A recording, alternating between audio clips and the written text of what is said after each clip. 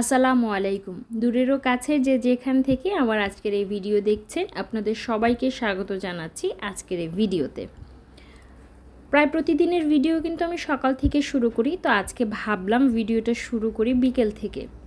বিকেলে মুষলধারে বৃষ্টি হচ্ছিল আর বাসার সবাই মিলে আমরা সেই মুষলধারে বৃষ্টির মধ্যে চা খেয়েছি। তো ভাবলাম একটু ছাদে চলে আসি, নির্মল বাতাসটাকেও একটু উপভোগ করি। আর ছাদে এসে আমার ভাতিজা ছাদে যে বৃষ্টির পানি জমেছিল সেখানে লাফালাফি করে কী যে মজা পাচ্ছে সেটা একমাত্র ওই বুঝতে পারছে। আপনারাও নিশ্চয়ই স্ক্রিনে ওর খুশিটা দেখে বুঝতে পারছেন। সন্ধ্যার দিকে ভাগ্নির হঠাৎ করে ক্রেভিংস হচ্ছিল রামেন খাওয়ার, আর আমাকে বলছিল যে মামি চলো না আমরা রামেন নিয়ে আসি, আর পাশাপাশি আরও টুকিটাকি কেনার ছিল। আর গেট থেকে যখন বের হব তখন দেখলাম এরকম ঢোল বাঁশি আমাদের ওয়েটিং রুমে রাখা রয়েছে বিল্ডিংয়ের। মূলত আমাদের বিল্ডিংয়ের এক ফ্ল্যাটের ওনাদের বিয়ে ছিল, তো তার কারণে ওনারা এই ঢাকঢোলের আয়োজন করেছে। তো আমরা চলে এসেছি আমাদের বাসার পাশেই যে স্বপ্নটা রয়েছে সেখানে। বিশেষ করে আমার ভাগ্নির যে ফেস ওয়াশ, এটা আমাদের এলাকার কোথাও পাওয়া যায়নি, তো লাস্ট ভরসা হিসেবে আমরা স্বপ্নকেই রেখেছিলাম। তার পাশাপাশি আরও টুকিটাকি কিছু কেনার ছিল, তো সেগুলোই আমরা দেখছিলাম এবং আলহামদুলিল্লাহ সেই কেনাটাও সম্পূর্ণ হয়েছে। যা যা চাচ্ছিলাম সব কিছুই কেনাকাটা শেষ করে যখন বাসায় ফিরছিলাম তখন দেখলাম বর তার বধূকে নিয়ে চলে এসেছে, ঢোল বাজছে বাঁশি বাজছে, খুবই আনন্দ এবং উৎসবময় পরিস্থিতি। তো যাই হোক বাসায় চলে এসেছি এবং বাসায় এসে মোটামুটি ফ্রেশন আপ হয়েছি। তো ভাগ্নি বলল যে কী কী কিনেছি আমি একটু দেখাতে চাই, সবার সাথে শেয়ার করতে চাই। তো আমি বললাম যে অবশ্যই তুমি দেখাও। তো মূলত ডুডলসের এই কোরিয়ান রামেনটা আমরা আনতে গিয়েছিলাম, আর এটা আলহামদুলিল্লাহ তো পেয়ে গিয়েছি। আর স্যালনের এই যে ইনস্ট্যান্ট টি, এটা কিন্তু আমি সোশ্যাল প্ল্যাটফর্মে অনেক রিভিউ দেখেছি, আর এত ভালো ভালো রিভিউ দেখেছি যে এটা যখন আমি পেয়েছি স্বপ্নতে তখন ট্রাই করব এই লোভটা আর সামলাতে পারিনি। দুটার সাথে একটা স্যাশে ফ্রি ছিল।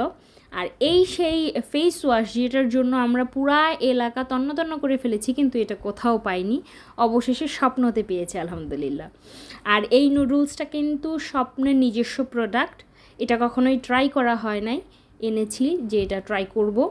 ডুডলসের রামেনটা ট্রাই করলেও ম্যাগির এই কোরিয়ান রামেনটা ট্রাই করিনি, তো এটা ট্রাই করবো ইনশাল্লাহ। তো আজকে মোটামুটি রান্না করা হচ্ছে ডুডলসের যে কোরিয়ান রামেনটা সেটা। আর এই রান্নার পুরো প্রসেজের ম্যাক্সিমামটাই কিন্তু আমার ভাগ্নি করছে। ইদানিং দেখছি ভাগ্নির রান্নার প্রতি প্রচুর পরিমাণে ঝোঁক বেড়ে গিয়েছে, নিজে রান্না করে টুকিটাকি সবাইকে খাওয়াতে খুব পছন্দ করে।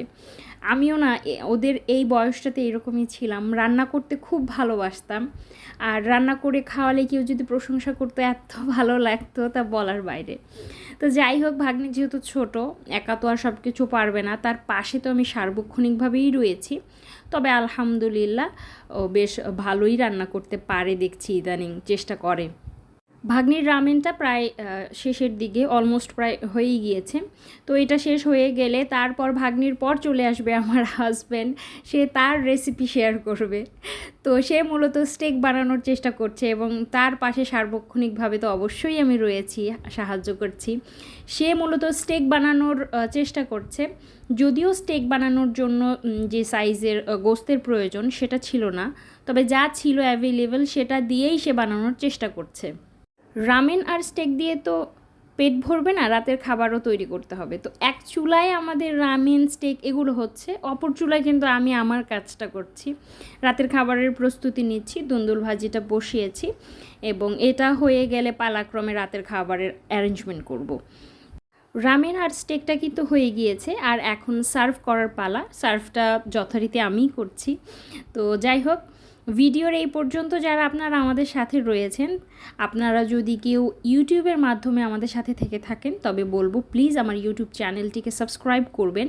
আর কেউ যদি ফেসবুকের মাধ্যমে আমার সাথে থেকে থাকেন তবে বলবো যে প্লিজ আমার ফেসবুক পেজটিকে ফলো করবেন। ভিডিও ভালো লাগলে লাইক করবেন, কমেন্ট করবেন আপনাদের ভিডিওগুলো কেমন লাগছে। তো যাই হোক, আমি একদম সার্ভ করে ফেলেছি, ফুলফিল হয়ে গিয়েছে, এখন এটা সবাইকে দিয়ে দেওয়ার পালা।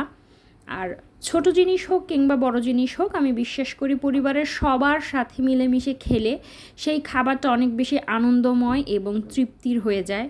তো যথারীতি সেটাই করছি। আমরা তো রয়েছি, আমি, আমার হাজব্যান্ড, ভাগ্নি, ছোটো বোন, আমার শাশুড়ি, আমার ভাতিজি, আমার ননাসের 2 ছেলে মেয়ে, আমাদের ছোট্ট পেখম সাফির, আমরা সবাই মিলে খুব মজা করে একসাথে বসে খাওয়া দাওয়া করছি। রামেন খাওয়ার পালা কিন্তু আমাদের অলমোস্ট ডান। এখন রাতের খাবারের তৈরি করছি আমি।